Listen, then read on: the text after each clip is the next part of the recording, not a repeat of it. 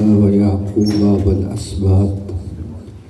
والأسباط كانوا هودا أو نصارى قل أأنتم أعلم أم الله ومن أظلم ممن كتم شهادة عنده من الله وما الله بغافل عما تعملون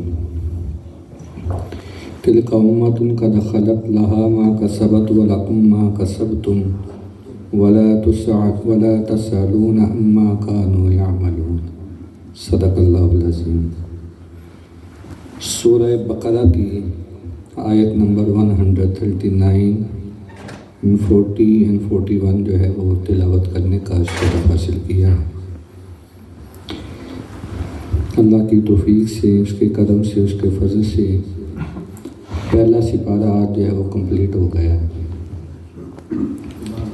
اور جتنے دوست یہاں پر تشریف فرما رہے شروع سے لے کر اب تک، اللہ تعالیٰ سب کو جزائے خیر عطا فرمائے، اور دعا کریں اللہ میرے علم میں بھی برکتیں عطا فرمائے، اور اخلاص کے ساتھ جتنی توفیق ہے صحیح معنوں میں ایمانداری کے ساتھ قرآن پڑھنے کی، سمجھنے کی اور آگے آپ تک پہنچانے کی صحیح معنوں میں توفیق عطا فرمائے۔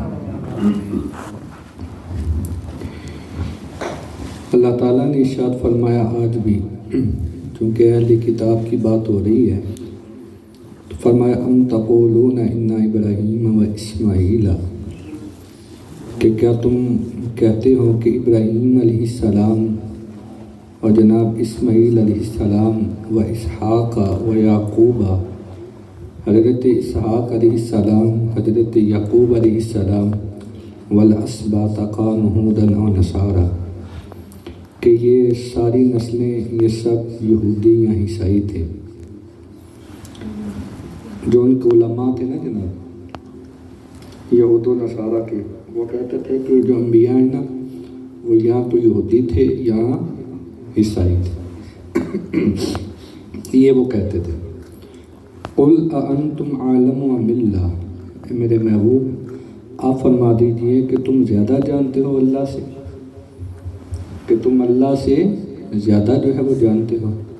ومن اظلم ممن کتم شہادۃ عنده من اللہ، فرمایا اس سے بڑا ظالم کون ہے جو اس شہادت کو چھپائے جو اللہ کی طرف سے ان کی طرف کی گئی ہے، یعنی کہ تورات کے اندر، زبور کے اندر، انجیل کے اندر جو نشانیاں نبی پاک صلی اللہ علیہ وآلہ وسلم کی بتائی تھی نا، تو جو یہود کے جو علماء تھے ان لوگوں نے حضور کی جو نشانیاں تھیں وہ چھپا دی، اپنے لوگوں تک انہوں نے پہنچائی نہیں۔ وَمَا اللَّهُ بِغَافِلٍ عَمَّا تَعْمَلُونَ، اللہ فرماتا ہے کہ اللہ تعالیٰ تمہارے اعمال سے غافل نہیں ہے، اللہ تمہارے اعمال سے غافل نہیں۔ تِلْكَ أُمَّةٌ قَدْ خَلَتْ لَهَا مَا كَسَبَتْ وَلَكُمْ مَا كَسَبْتُمْ، یہ جماعت انبیاء کی دنیا سے چلی گئی ہے، لہا ما کسبت، ان کے اعمال ان کے ساتھ، وَلَكُمْ مَا كَسَبْتُمْ، تمہارے اعمال تمہارے ساتھ، وَلَا تَسْأَلُونَ عَمَّا كَانُوا يَعْمَلُونَ، اور تم سے نہ پوچھا جائے گا جو وہ کیا کرتے تھے، یعنی کہ تم سے تمہارے بارے میں پوچھا جائے گا، جو چلے گئے ہیں ان کے بارے میں نہیں پوچھا جائے گا۔ انبیاء سمجھ آ رہی بات کی جناب؟ یہ جناب 2 آیات ہیں، اور یہ پہلا جز جسے عربی کے اندر پہلا جز کہتے ہیں، اور ہماری زبان کے اندر پہلا سپارہ جو ہے وہ آج ختم ہو گیا ہے، اور یہ اس کی توفیق ہے، اس کا کرم ہے، اس کا فضل ہے۔ اگر اللہ نے زندگی دی تو انشاءاللہ تھوڑا تھوڑا کر کے قرآن بھی ختم ہوگا انشاءاللہ، زندگی رہی تو اللہ نے توفیق عطا کی تو انشاءاللہ یہ کنٹینیو رہے گا۔ اس کے اندر آج جو آیات ہیں، اللہ تعالیٰ نے حضرت ابراہیم علیہ السلام اور حضرت اسحاق علیہ السلام اور حضرت یعقوب علیہ السلام کا بالخصوص ذکر پاک کیا ہے، اور جو اہل کتاب تھے یہودی نصرانی وہ کہتے تھے حضرت ابراہیم بھی عیسائی ہیں اور یہودی ہیں، تو فرمایا محبوب آپ فرما دیجئے کہ تم زیادہ علم رکھتے ہو یا اللہ زیادہ علم رکھتا ہے؟ اللہ زیادہ علم والا ہے. ٹھیک ہے. ما کان ابراہیم یہودی ولا نصرانی ولکن کان، کہ اللہ تعالیٰ نے قرآن کے اندر فرما دیا نہ وہ یہودی تھے نہ وہ نصرانی تھے. وہ تو انبیاء اللہ کا پیغام لوگوں تک جو ہے وہ پہنچاتے تھے. ان کی یہ ڈیوٹی، لا الہ، بولیں سارے لا الہ، یہ ان کی ڈیوٹی تھی کہ اللہ کی توحید کا پیغام لوگوں تک پہنچانا. انبیاء اور فرشتے اللہ کی وحی کے محتاج ہیں. جو اللہ تعالیٰ حکم دیتا تھا وہی آگے وہ لوگوں تک جو ہے وہ پہنچاتے تھے. تو فرمایا اس سے بڑا ان لوگوں نے کیا ظلم کیا ہے کہ ان لوگوں نے اپنی باتوں کو چھپایا ہے. نبی پاک صلی اللہ علیہ وآلہ وسلم کی ایک ایک ادا کو اللہ نے تورات کے اندر، زبور کے اندر، انجیل کے اندر جو ہے وہ بیان کیا. ایک مسلمان ہوئے تھے، ان کا نام تھا حضرت عبداللہ ابن سلام رضی اللہ تعالیٰ. یہودیوں کے بہت بڑے عالم تھے، بہت بڑے عالم تھے. تو وہ زیارت کرنے کے لیے آئے نبی پاک صلی اللہ علیہ وآلہ وسلم کی مدینہ شریف. تو انہوں نے ذہن کے اندر 100 سے زیادہ سوالات تیار کیے تھے مناظرہ کرنے کے لیے کہ جب وہ محمد صلی اللہ علیہ وآلہ وسلم سے ملاقات کریں گے تو میں یہ پوچھوں گا، یہ پوچھوں گا، یہ پوچھوں گا.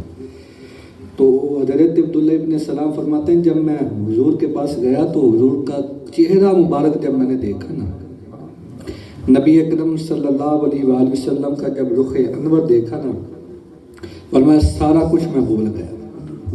فرماتے ہیں میں نے اس سے پہلے اتنا حسین چہرہ دیکھا ہی نہیں تھا. اپنے ایمان لانے کا واقعہ ہے.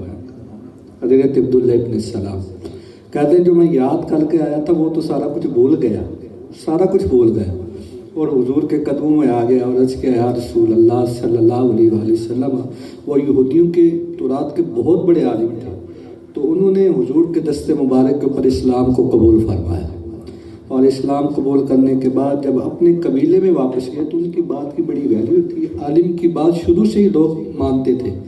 تو جب وہ واپس اپنے قبیلے میں گئے اور انہوں نے کہا اللہ کے بندو، جس شخص کا چہرہ میں نے دیکھا ہے نا، خدا کی قسم کھا کے کہتا ہوں وہ چہرہ کبھی جھوٹ نہیں بول سکتا، وہ چہرہ کبھی جھوٹ نہیں بول سکتا.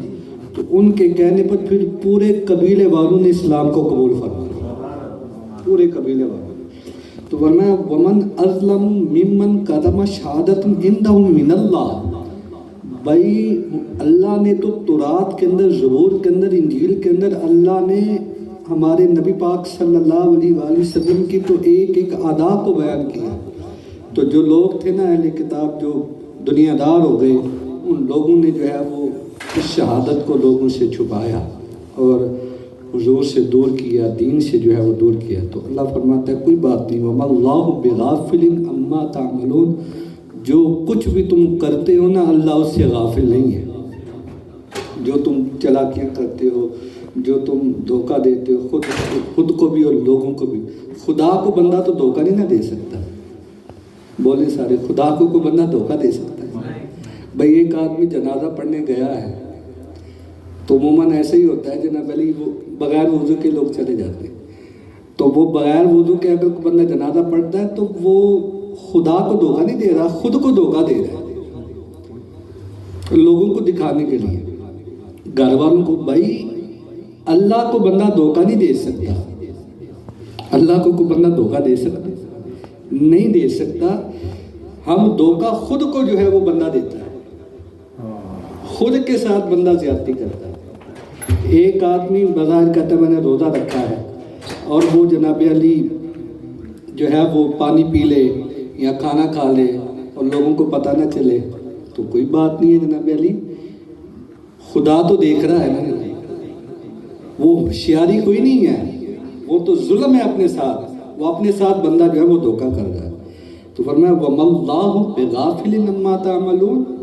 اللہ تمہارے اعمال سے غافل نہیں ہے. جو کچھ تم کرتے ہو نا، چاہے ظاہر کرو چاہے چھپ کر کرو، اللہ تمہارے اعمال سے غافل نہیں ہے. وہ باخبر ہے. وہ کیا ہے بولیں؟ باخبر ہے. تِلْكَ أُمَّةٌ قَدْ خَلَتْ لَهَا مَا كَسَبَتْ وَلَكُمْ مَا كَسَبْتُمْ وَلَا تَسْأَلُونَ عَمَّا كَانُوا يَعْمَلُونَ. فرمایا انبیاء کی جماعت آئی دنیا میں، انہوں نے اللہ کا پیغام دیا، احسن طریقے سے وہ دنیا سے تشریف لے گئے.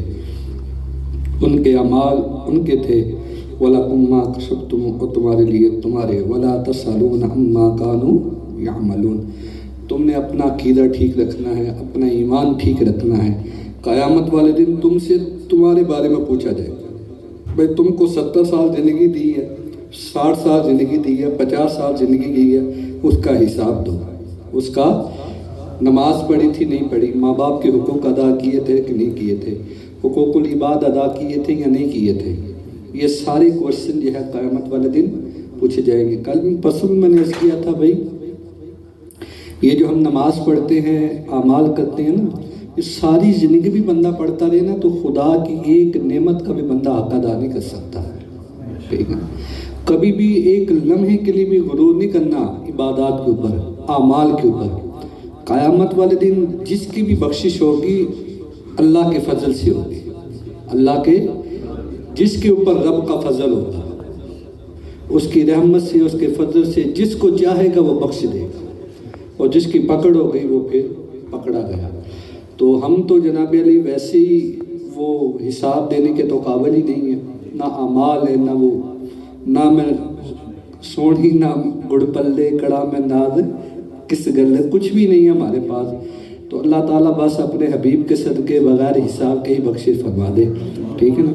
تو یہ دعا کیا کریں، اور جتنی انسان کے اندر کوشش ہوتی ہے، مسلمان کے اندر اخلاص جو ہے بڑا ضروری ہے، اخلاص، اس کے ساتھ عبادت کی جائے اللہ کی طرف، اللہ کے دین کی خدمت کی جائے اخلاص کے ساتھ، تو یقیناً جو ہے اللہ تعالیٰ اپنے کرم سے، اپنے فضل سے اور اس کی رحمت سے کبھی